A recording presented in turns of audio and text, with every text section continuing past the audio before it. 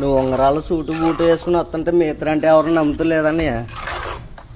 ఎంత మాట ఎంత మాట.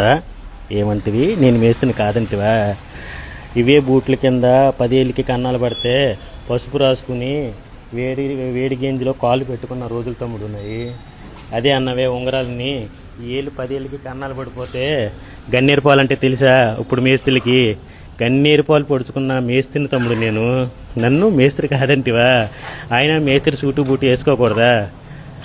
మనకు పర్ డే 1000 రూపాయలు వస్తుంది. ఇంకో 4 అవర్స్ ఎక్స్ట్రా చేసుకుంటే 1500 రూపీస్ వస్తుంది. ఒక నెల యావరేజ్గా చూసుకుంటే 40,000 రూపీస్. మనం ఒక్క గంట ముందర మానేస్తామని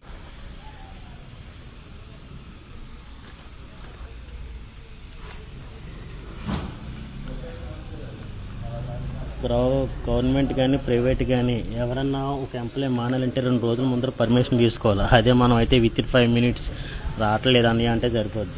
నో రెస్పాన్సిబిలిటీ, నో కమాండింగ్. అటువంటి మనం బూట్లు వేసుకోవడానికి ఇబ్బంది ఉంటాముడు. ఒక్క రూపాయి పెట్టి పారాషూట్ ఆయిల్ తెచ్చుకుని కాళ్ళకి రాసుకున్నామంటే మనం ఏం పని చేస్తున్నాం కూడా ఎవరికీ తెలియదు. మన టైమింగ్స్ వేరే, మన టైం వేరే. మనకు బూట్లు వేసుకునే అధికారం ఎందుకు లేదు?